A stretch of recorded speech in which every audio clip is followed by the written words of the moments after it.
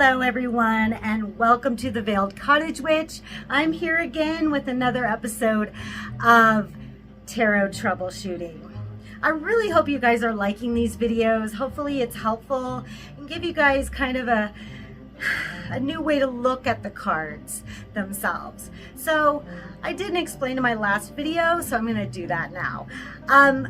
I have been reading tarot since I was 18, and that was 30 years ago, so you'll do the math. I don't want to say the number, but yeah, so I've studied lots of tarot books, but the most helpful information that I've gotten in my tarot journey is actually my experience with doing readings and what certain patterns emerge. So in this episode, we're going to be talking about the dark, scary shadow work cards. Now, if you're not familiar with shadow work was birthed from a Swiss psychologist named Carl Jung. And Carl Jung, I greatly admired. He took a lot of esoteric study and brought it to the world of psychology. So yeah, the two things that fascinate me the most are combined together. So he came up with the idea of the shadow self. These are things in our life that for one reason or another we repress. We send it down.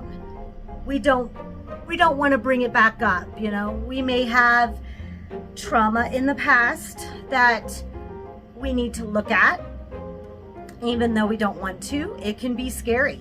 But the thing is, if we don't deal with it, it gets denser and darker. So we don't want that demon inside. So what I'm going to talk to you today about is the shadow work cards, that hopefully you can take what I tell you, and maybe they won't be as scary or as jarring as, you know, if a stranger was looking at your cards and saw the devil, oh my gosh, you worship Satan. No, that's not what it means.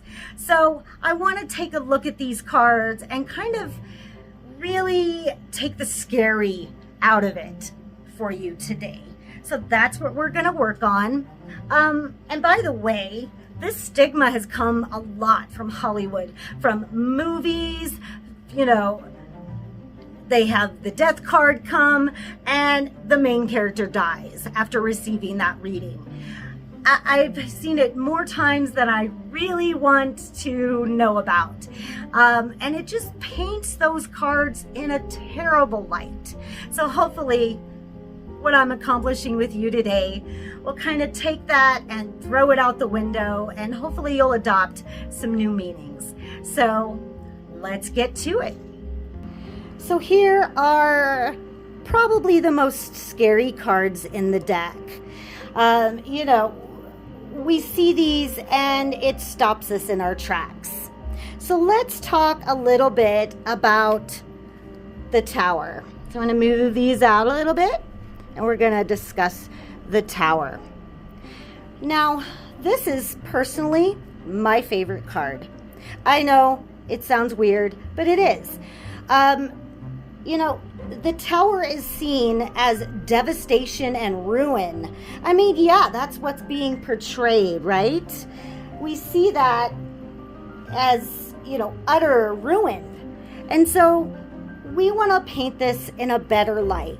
So what in your life needs to be torn down and destroyed? What do you need to rebuild? What has to start from the ground up? Maybe a belief system.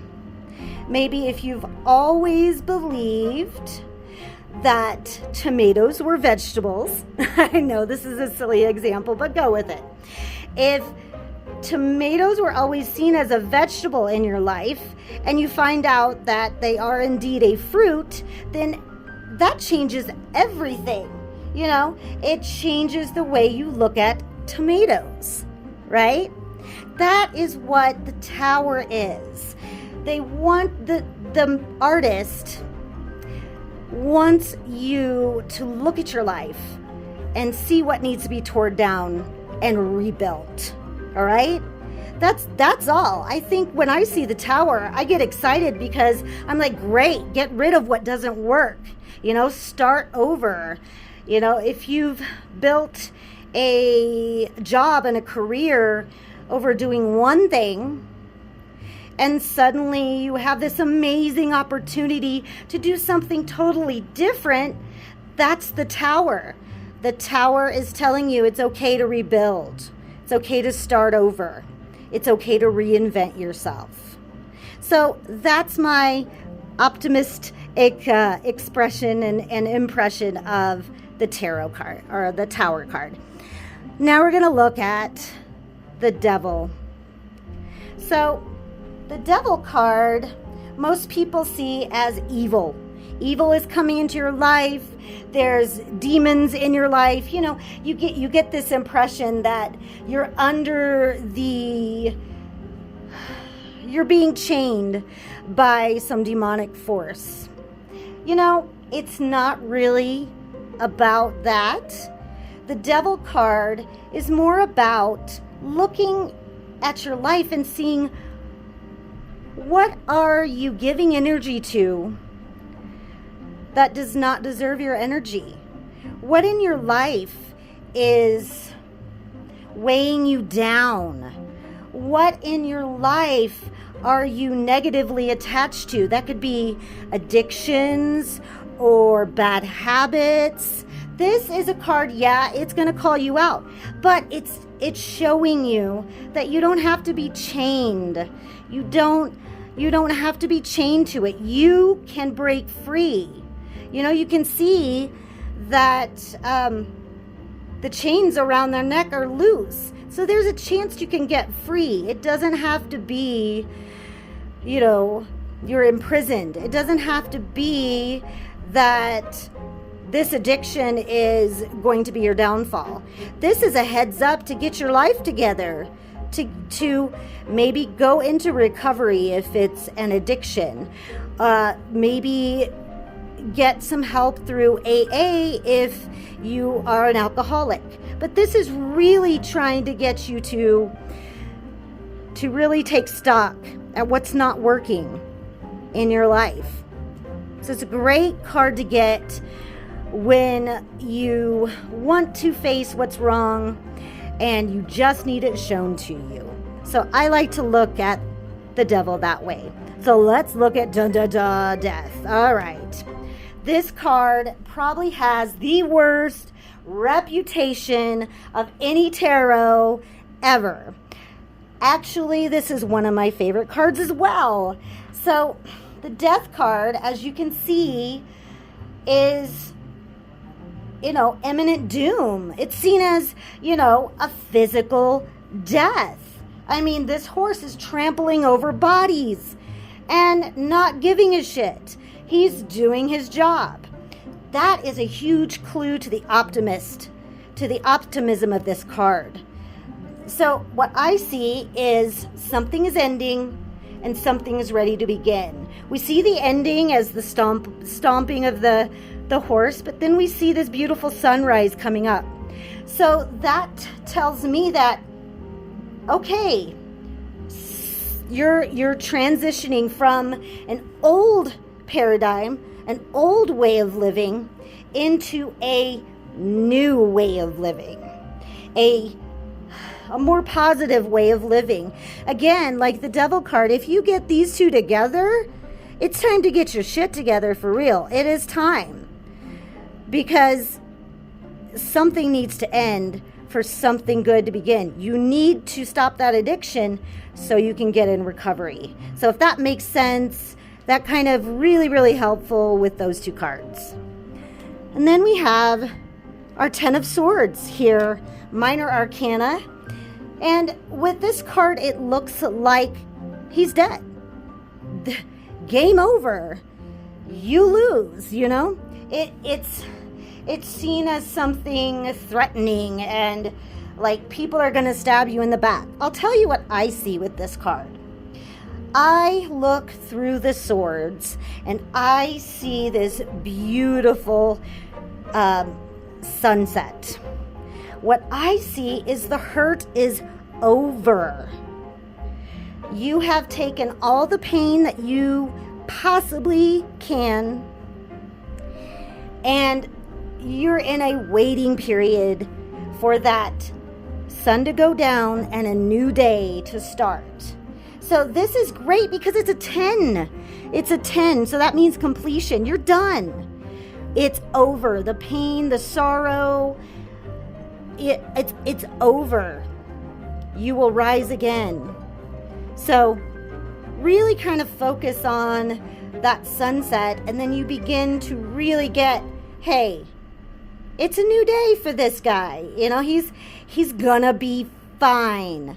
So this is not physical death. And remember, like, minor cards are, and we'll go over this in my next video, but minor cards, not a big deal, right? They're a day, a snapshot. This is not, imminent doom. It's just a bad day. All right? So next we have the Three of Swords. Da da da. It's always seen as heartbreak. It's seen as stormy weather for the emotions. I mean, like, you see the swords going into that heart. All three of them. It's like ouch, ouch, double ouch, right? Triple ouch.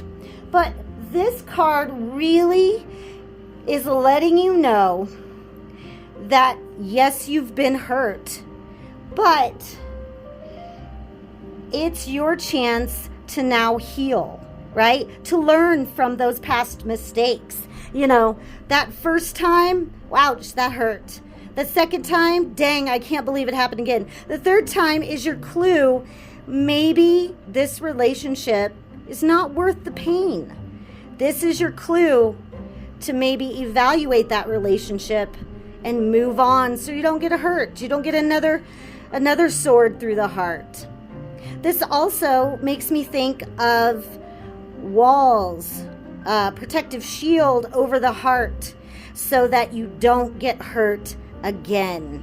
So that's the positive message of the Three of Swords. A few more here. We're going to look at the Ten of Wands. And for the longest time, I called this card the backbreaker card because it's just, you see it and it's ouch. This guy is carrying all of these wands and probably in the most uncomfortable way possible, right? He can't even see where he's going. He's close to his home. His house is right there, but he's carrying it so burdensomely. So I take the optimist cards like you're almost there. Remember, 10s are completion. Dude, you just have to carry it just a little bit longer. And hey, you can always set half of those wands down and come back for them. You don't have to carry the weight of the world on your shoulders. Let it go, brother. You're so close to being there. What does 2 or 3 more trips make, right? So this really kind of gives me some hope that what burdens you've been carrying, you're almost done. You're almost there. So that's my positive take on that one. And then we get the Seven of Wands. And this, at first glance, is very fighting for your time, fighting for your space, fighting and being defensive and standing your ground, right? So for a positive way to look at this card, are things really worth fighting for? If you have to fight this hard, is it really worth it? Is maybe a different route going to be easier for you, where you don't have to fight tooth and nail? Wouldn't you like an easier way? That's what I think. I I tend to look at this as like, is it worth it? Is it really worth it?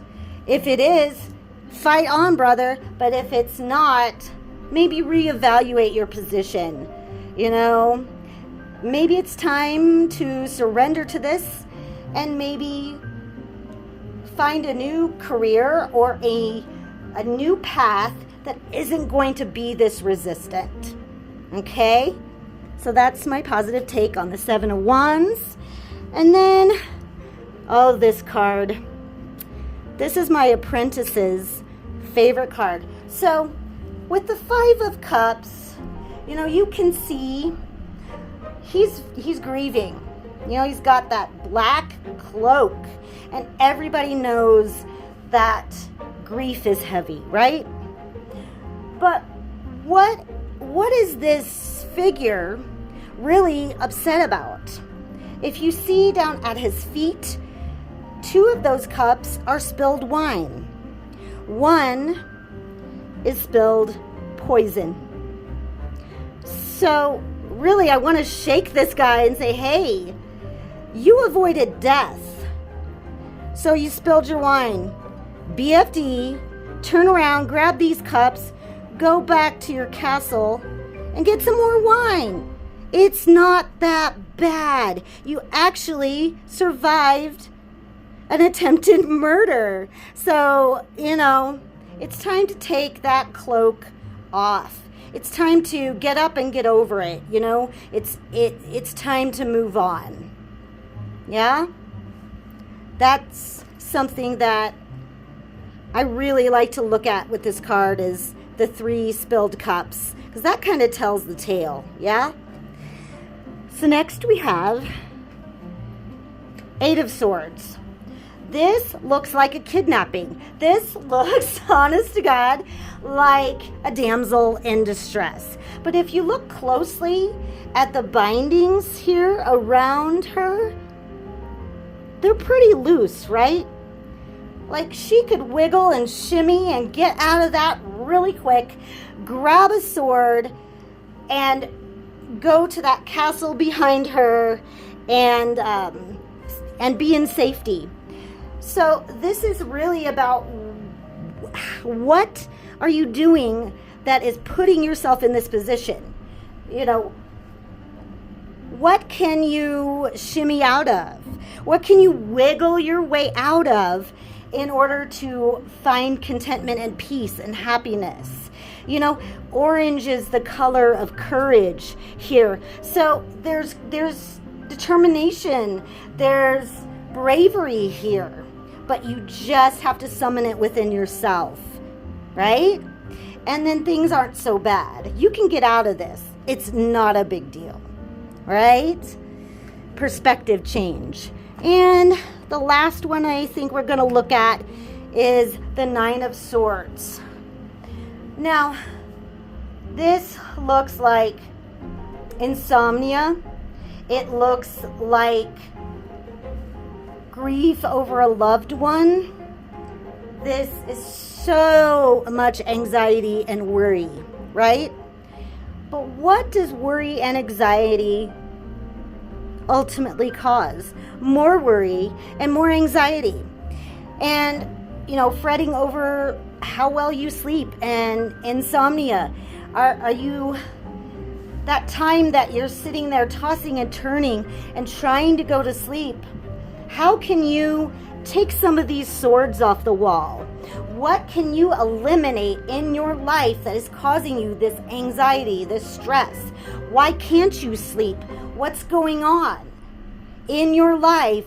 What are you allowing to penetrate you? See, it really looks like those swords are going right through there. What can you do? Maybe meditation. Maybe some mindfulness practice, right? Listen to a sleep story.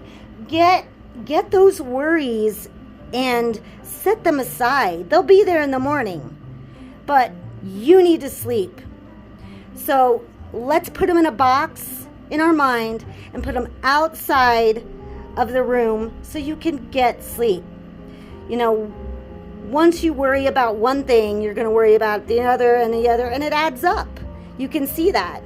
So this is a call to meditate. This is a call to maybe change the direction that you're dealing with these things. And if you need professional help, get it. But don't just lose sleep and not fix the reason why you're not sleeping. You know, get the help that you need. Get that time to yourself. You know, get that sleep that you need. So those are some dark and scary tarot cards. And I hope that you got a better idea of how to turn these around for your own benefit, and certain things that you can see in the cards that maybe you didn't see before. And I really hope that it helps. So that was dark, scary shadow work cards. And I hope you understood that they all point to solutions, you know, that are almost baked into the cards themselves. So hopefully this was helpful. This is a lot shorter video than my last one. So I hope you appreciate that. I can go on for a while. So I want to say thank you so much for watching, and have a wonderful day. I hope your tarot practice is helped by these videos, and I hope that you can spread the word to others and let other people know that, hey, let's get rid of the stereotypes. You know, when the Rider-Waite deck was invented in 1901, as opposed to our reality now in modern life, a lot of those threats are not even around anymore. You know, we don't have to face them. We have tools in our lives that help us face these things and help us work through those shadows. And I'm not going to tell you that you do shadow work once and it's going to be great and you'll never have to do it again. Hell no. You know, there's day, there's night, there's light, there's shadow, divine balance. We have to do the shadow work so that we can appreciate the light work that we do, right? All right. I want to thank you so much. I will see you on the next one. We'll be talking about majors versus minors, and kind of, is it a big deal? Is it not a big deal? We'll be working on that next. So have a great day and blessed be.